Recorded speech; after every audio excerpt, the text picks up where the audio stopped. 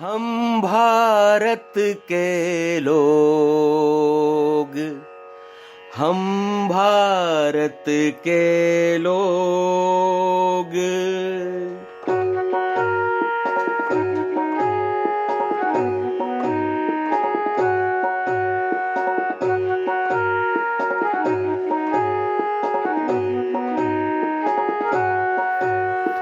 हम भारत के लोग, हम भारत के लोग, हम भारत के लोग, हम भारत के लोग, संविधान से चलने वाले हम भारत के लोग, सत्य सनातन के रखवाले हम भारत के लोग।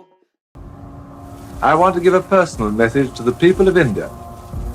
To my great regret, it has been impossible to obtain agreement on any plan that will preserve the unity of India. And the only alternative is partition. The exact split will be left to the Boundary Commission.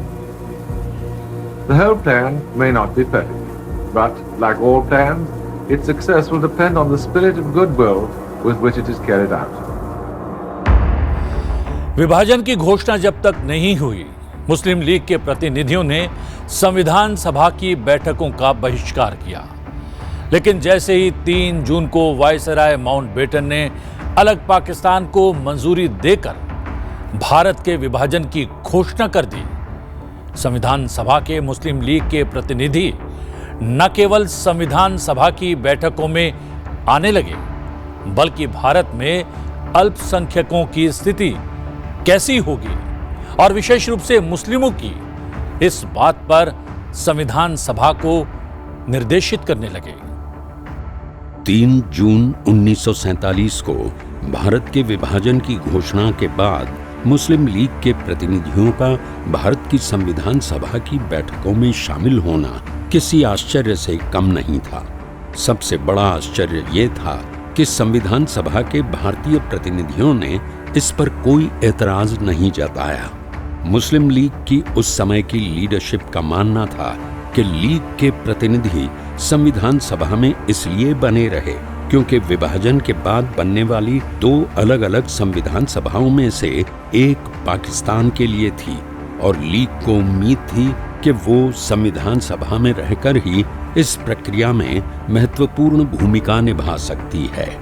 लेकिन सच तो ये है कि भारत के लिए गठित संविधान सभा में लीग ने अपनी भागीदारी इसलिए जारी रखी जिससे वो भारत के अल्पसंख्यक मुस्लिम समुदाय के अधिकारों की रक्षा के लिए भारत के संविधान में प्रावधान करा सके।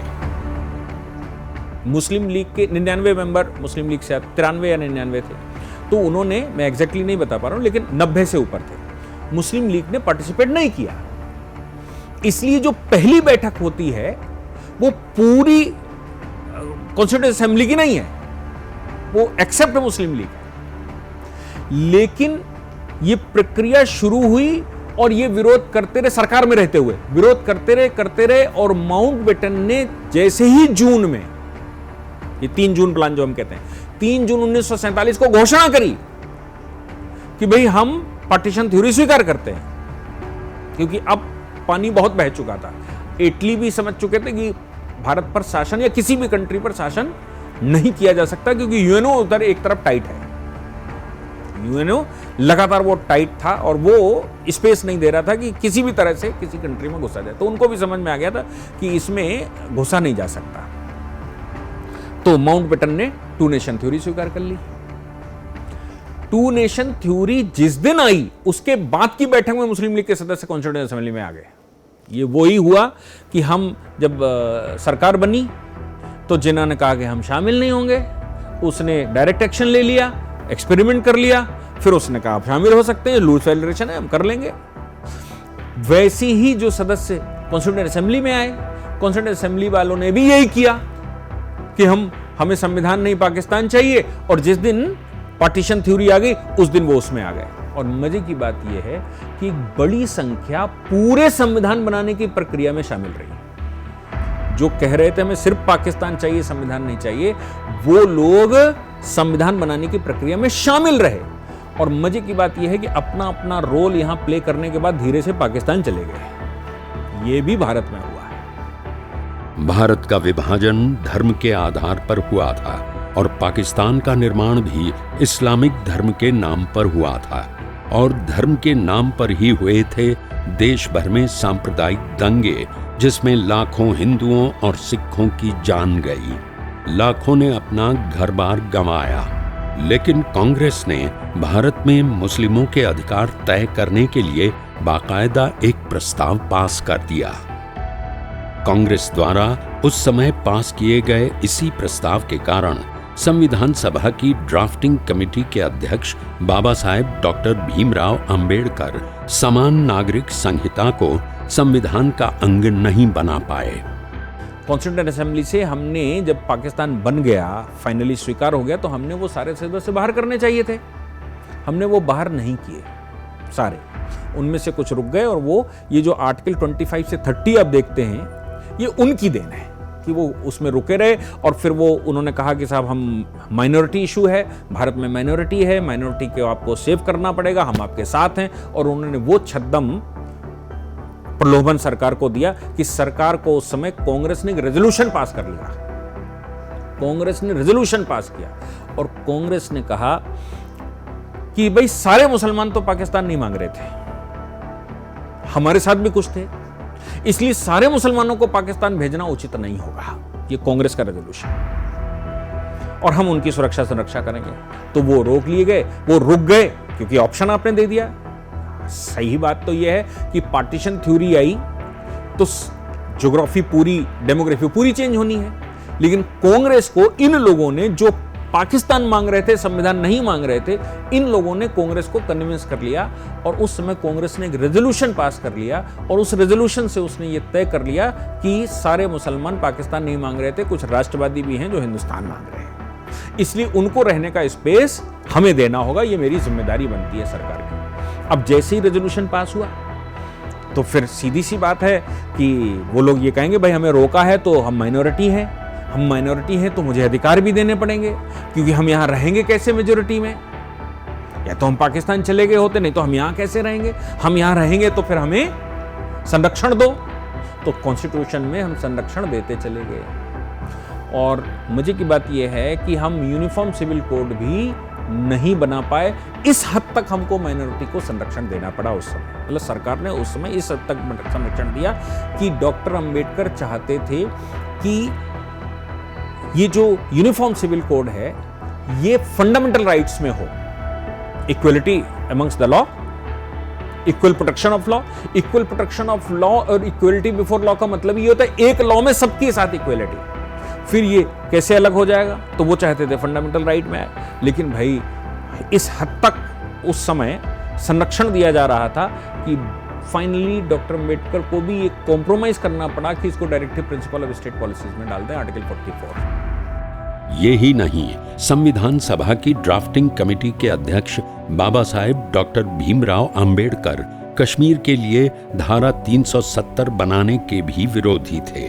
उन्होंने स्वयं इस पर बयान दिया था। उनके साथ साथ तत्कालीन गृह मंत्री और उप प्रधानमंत्री सरदार पटेल भी धारा 370 को देश के लिए विभाजनकारी धारा मानते थे। लेकिन न चाहते हुए भी सरदार पटेल को कश्मीर में धारा 370 लागू करने के प्रावधान को स्वीकार करना पड़ा।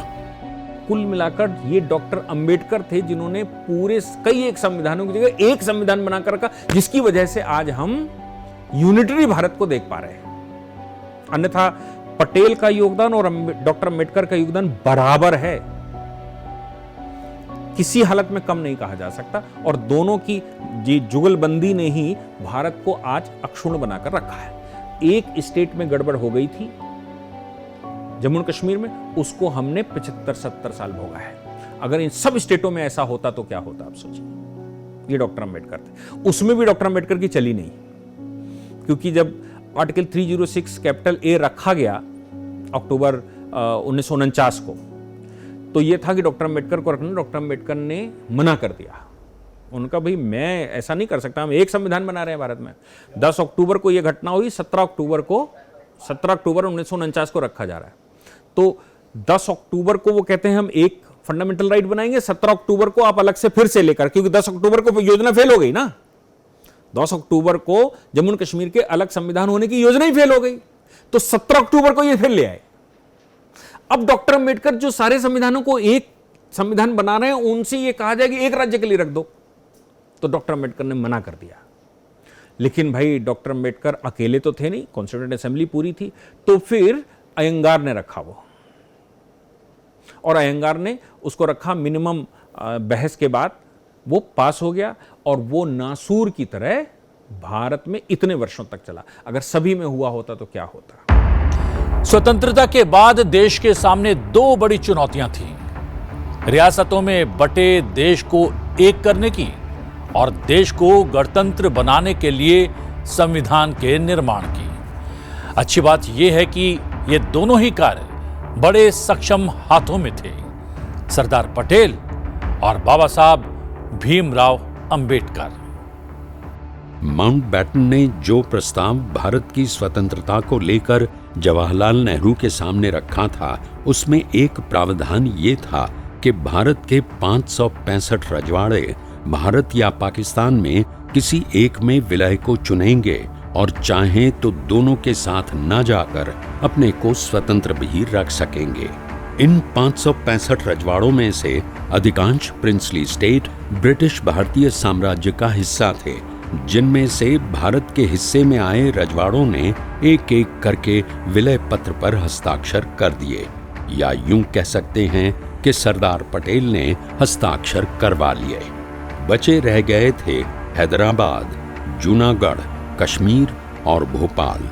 जूनागढ़ पाकिस्तान में मिलने की घोषणा कर चुका था, तो कश्मीर स्वतंत्र बने रहने की। जूनागढ़, कश्मीर तथा हैदराबाद तीनों राज्यों को सेना की मदद से विलय करवाया गया, किंतु भोपाल में इसकी आवश्यकता नहीं पड़ी। 25 जुलाई सन 1947 को एक बैठक ली माउंटबेटन ने, 25 जुलाई 1947, यानी कि अभी 15 अगस्त दूर है, और उसने प्रिंसली स्टेट्स का चैम्बर हुआ करता था, चैम्बर ऑफ प्रिंसली स्टेट्स को बुलाकर बात करी। मिनिस्ट्री ऑफ स्टेट जा चुकी थी पटेल के पास, और पटेल का पत्र ही पढ़ना था गवर्नर जनरल को, क्योंकि इंतरिम सरकार हम बना चुके हैं, इंतरिम सरकार बना चुके हैं, तो गवर्नर जनरल अब फुल फ्लैश नहीं खेल सकता, अब तो उसको हमारे साथ करना पड़ेगा। तो पटेल ने क्या किया कि जो माउंटबेटन ने प्लान पढ़ा एक्सेशन का, उसमें उन्होंने ये क्लॉज डलवा दिया, all princely states to accede either in India और in Pakistan subject to the condition of geographical boundaries. ये एक लाइन डाल दी, यानी कि सभी प्रिंसली स्टेट्स को भारत या पाकिस्तान में से एक के साथ जाना पड़ेगा, लेकिन याद रखना है कि बाउंड्री लगनी चाहिए। तो हैदराबाद, भोपाल, ये सब मुंह धोए बैठे थे कि हम जाएंगे पाकिस्तान। अब इससे पहले एक और घटना हो गई, वो ये हो गई, घटना से मतलब एक स्टेज आई, वो ये आई कि भाई ये प्रिंसली स्टेट तय कैसे करेंगे। तो जिन्ना और कांग्रेस, इन दोनों के बीच की बात है। कांग्रेस ने रेजोल्यूशन पास किया और कांग्रेस ने कहा कि now the people of the princely state will decide, लोग तय करेंगे कि उनको किसके साथ जाना है। यह हमारा ओरिजिनल प्रस्ताव था। जिन्ना ने उसको माना नहीं, उसने कहा ना द रूलर विल डिसाइड।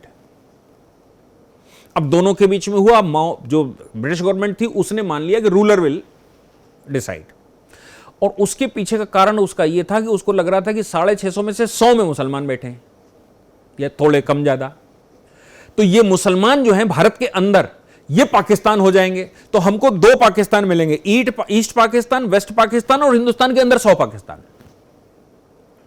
और इस पॉलिसी से हम हिंदुस्तान को फिर से कब्जा कर लेंगे।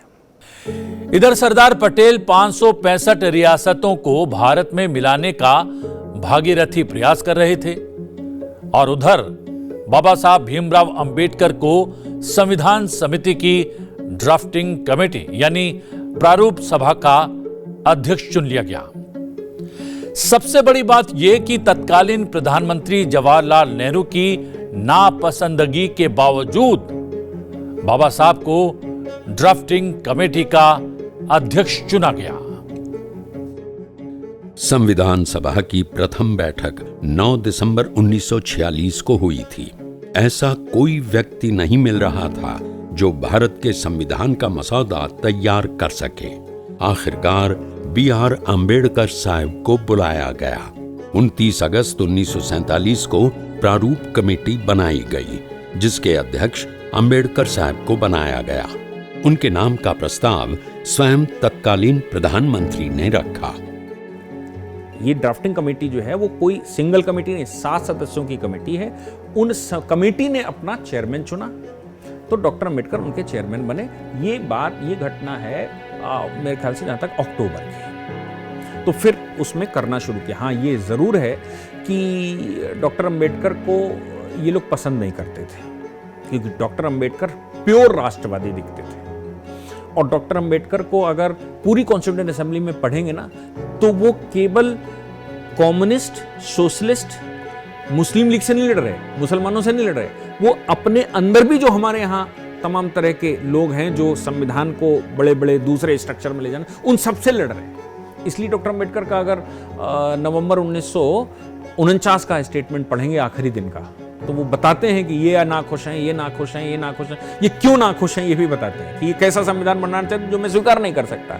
इसलिए डॉक्टर अम्बेडकर को ये लोग शुरू से पसंद नहीं करते थे। एक तो तीक्ष्ण बुद्धि का व्यक्ति, बड़ा लर्नड व्यक्ति, और फिर उसमें कॉन्स्टिट्यूशन बनाने की और राष्ट्र की समस्याओं को समाधान करने की प्रवृत्ति हो, क्योंकि वो तो देश में जो तमाम अस्पृश्यता और ये चल रहा था उसका विरोध कर रहे थे ना, उसके विरोध में आंदोलन कर रहे थे। तो इन सबसे बाहर निकलकर अगर संविधान सभा में उनको रोल मिल जाएगा तो समस्याएं होंगी। इसलिए फिर बाद में मजबूरी में डाला हो या स्वेच्छा से डाला हो, या भाई इतना लर्नर व्यक्ति और कोई मेरे पास नहीं था जो पूरे संविधान के एक एक प्रावधान और एक एक आर्टिकल के एक एक सब आर्टिकल और क्लॉज पर चर्चा कर सकता। B.R. अम्बेडकर से पहले बेनेगल नरसिम्हा राव यानी B.N. राव भारतीय संविधान के मसौदे को देख रहे थे। उन्होंने ही संविधान सभा का पहला मसौदा यानी ड्राफ्ट तैयार किया था। 1946 में B.N. राव को संविधान सभा का संवैधानिक सलाहकार नियुक्त किया गया था।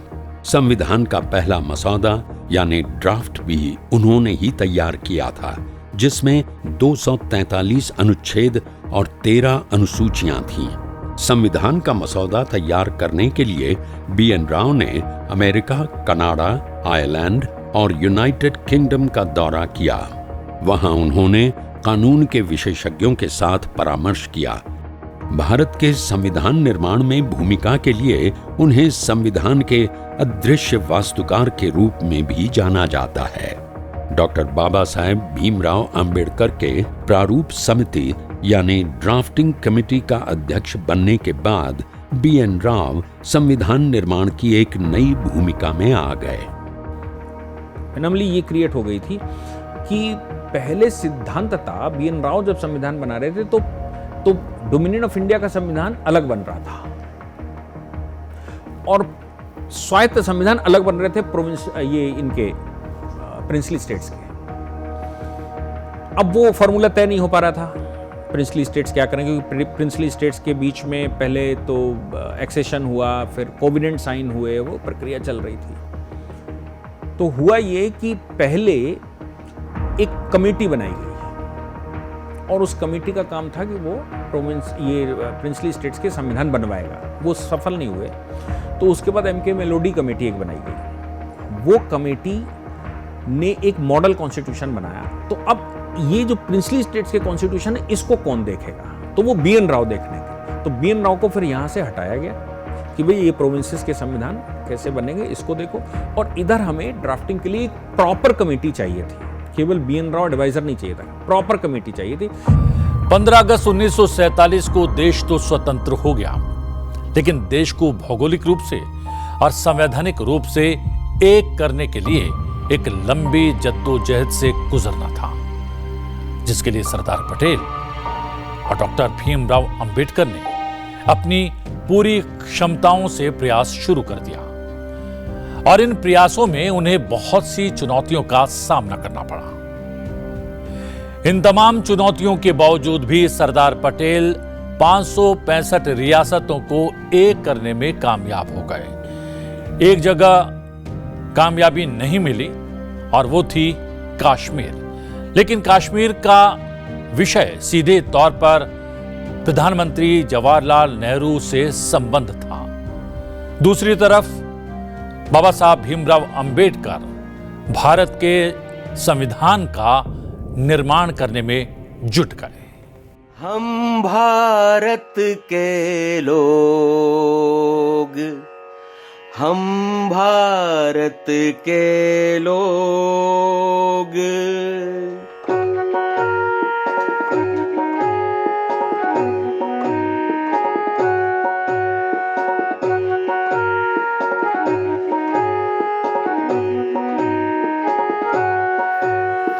हम भारत के लोग, हम भारत के लोग, हम भारत के लोग, हम भारत के लोग, संविधान से चलने वाले हम भारत के लोग, सत्य सनातन के रखवाले हम भारत के लोग, हम भारत के लोग, हम भारत के लोग।